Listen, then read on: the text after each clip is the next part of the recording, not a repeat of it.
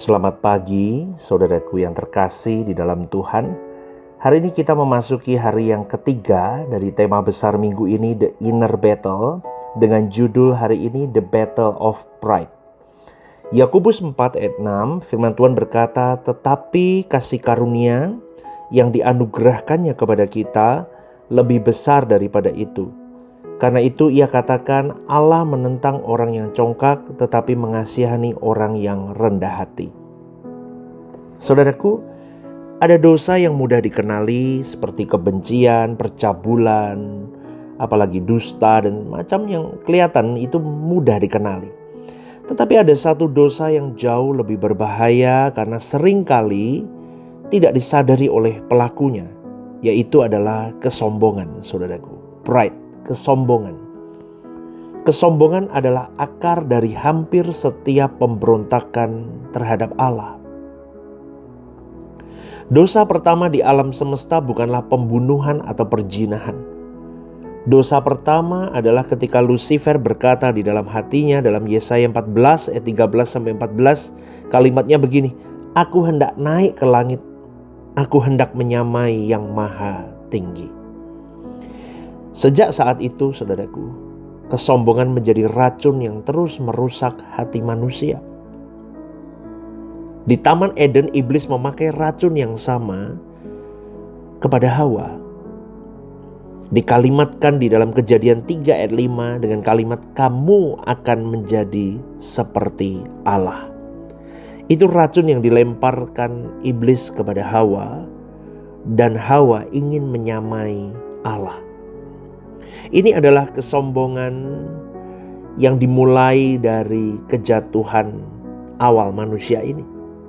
Inti dari kesombongan bukanlah merasa diri lebih hebat daripada orang lain, tetapi inti dari kesombongan itu adalah keinginan untuk hidup tanpa bergantung kepada Allah. Maka dari itu, kesombongan sangat sulit untuk dikenali, karena ia dapat menyamar dalam berbagai bentuk, saudaraku. Kesombongan itu dapat memakai pakaian keberhasilan. Dia bisa menggunakan kalimat, "Aku berhasil karena kemampuanku." Kesombongan juga dapat memakai pakaian religius. Dia bisa berpikir bahwa aku lebih rohani daripada orang lain. Dan kesombongan dapat memakai pakaian pelayanan. Di dalam hatinya dia bisa berkata, "Tanpa aku pelayanan ini tidak akan berjalan." Bahkan kesombongan dapat memakai pakaian kerendahan hati yang palsu. Di dalam hatinya dia bisa berkata, "Lihatlah betapa rendah hatinya aku." Maka dari itu, saudaraku, peperangan melawan kesombongan adalah peperangan yang harus berlangsung di dalam diri kita setiap hari. Di dalam inner kita, di dalam kedalaman hati, pikiran, jiwa kita. Itu ada peperangan untuk kita lakukan untuk memerangi kesombongan itu dalam hidup kita. Mengapa Allah begitu serius terhadap dosa kesombongan ini? Yakobus tidak berkata bahwa Allah sekedar tidak menyukai orang yang congkak. Ia berkata Allah menentang orang yang congkak. Kalimat menentang, saudaraku, ini adalah pernyataan yang sangat menggetarkan sebetulnya. Bayangkan, musuh terbesar dalam hidup bukanlah iblis. Musuh terbesar adalah ketika Allah sendiri menentang kesombongan yang ada di dalam diri, hati, pikiran kita. Tetapi sebaliknya, Allah akan memberikan kasih karunia kepada orang yang rendah hati. Kenapa, saudaraku? Karena hanya hati yang kosong yang dapat dipenuhi oleh Tuhan. Hati yang merasa sudah cukup, tidak lagi merasa membutuhkan kasih karunia. Itulah sebabnya Yesus berkali-kali berbenturan dengan orang Farisi.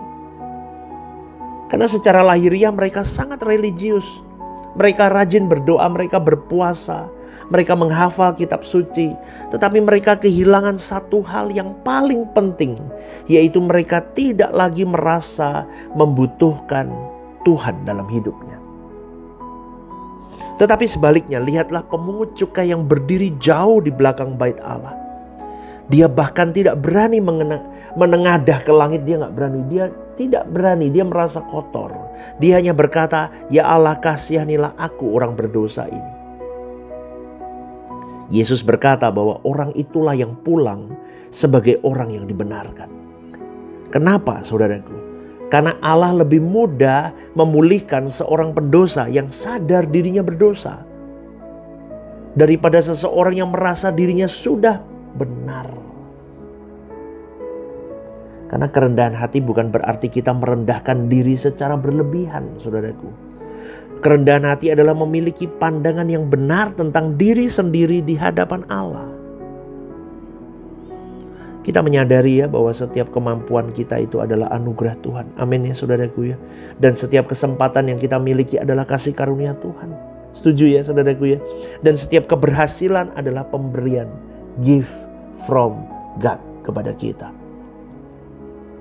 Paulus memahami hal ini ketika ia berkata dalam 1 Korintus 15 ayat 10. Tetapi karena kasih karunia Allah, aku adalah sebagaimana aku ada sekarang.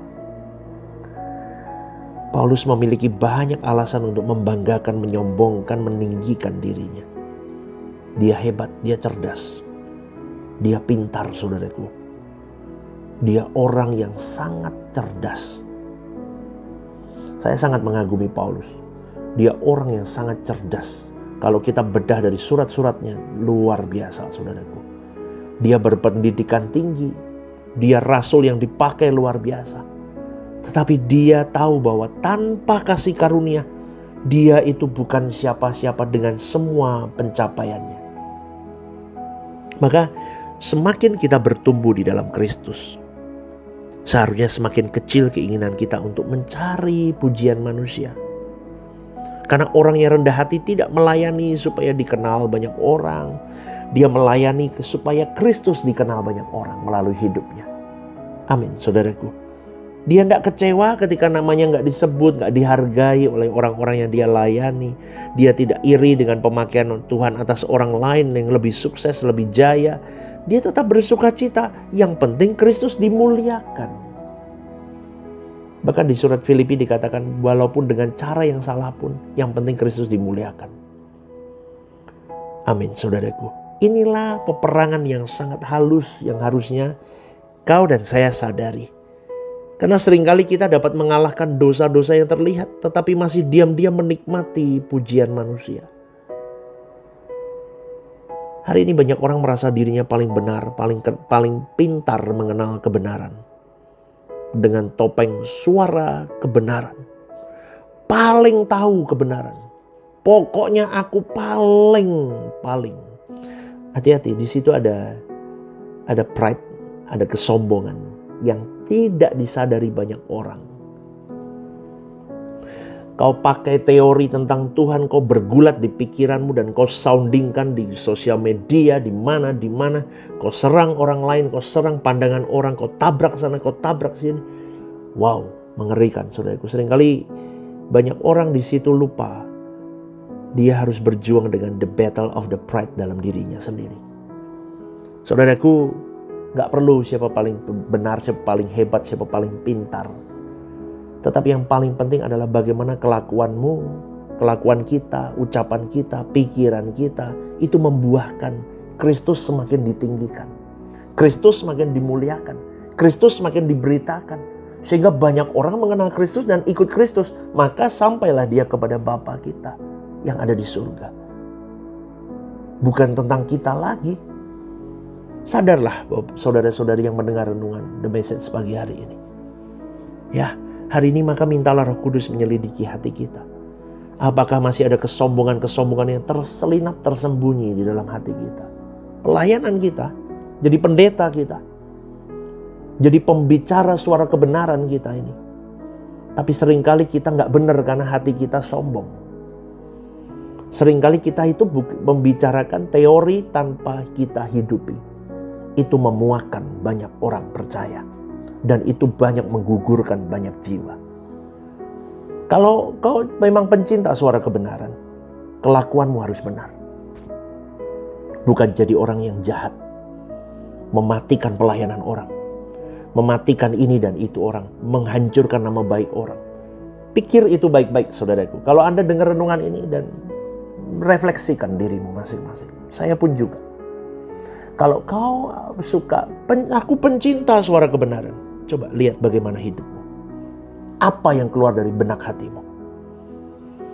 Kalau engkau mau rusak pelayanan orang, itu tidak kebenaran. Kamu hanya pencandu suara kebenaran, tapi kau bukan pelaku suara kebenaran. Dan itu banyak orang begitu.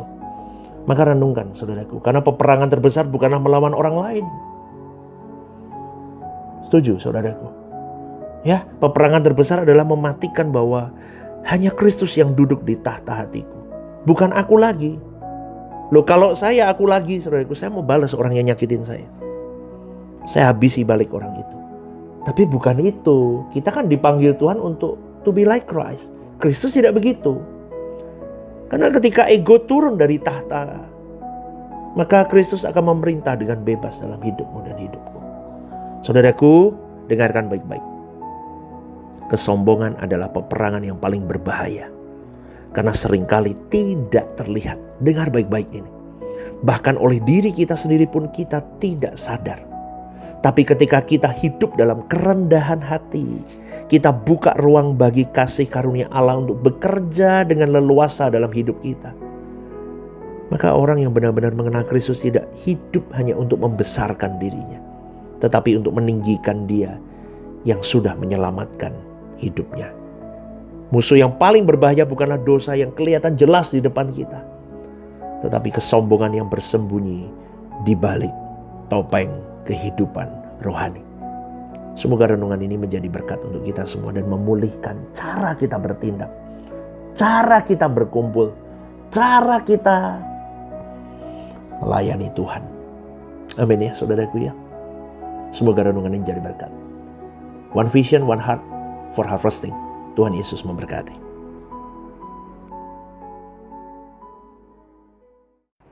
Shalom saudaraku yang terkasih di dalam Tuhan. Ada program baru yang bernama Are You Okay? Ini adalah program yang memang diadakan bagi saudara-saudari yang rindu atau ingin didoakan. Mungkin saudara-saudari sedang mengalami pergumulan-pergumulan hidup yang sulit, yang berat, menghadapi masalah-masalah yang tidak mudah. Saudara-saudari bisa klik di formulir online yang tertera atau scan barcode di situ. Anda bisa tuliskan di sana apa yang menjadi pergumulan masalah Anda yang ingin didoakan. Tujuannya satu, Anda tidak merasa sendiri. Saya sendiri akan mendoakan beserta tim yang akan menangani ini. Saya akan mendoakan di dalam mesbah-mesbah doa kami. Tujuannya satu, supaya saudara-saudari merasa ada yang support, tidak sendirian berjalan menghadapi beratnya kehidupan. Ini kerinduan saya, kita berbagi kasih secara nyata. Dan kiranya program baru ini bisa menjadi berkat untuk kita semua. Tuhan Yesus memberkati.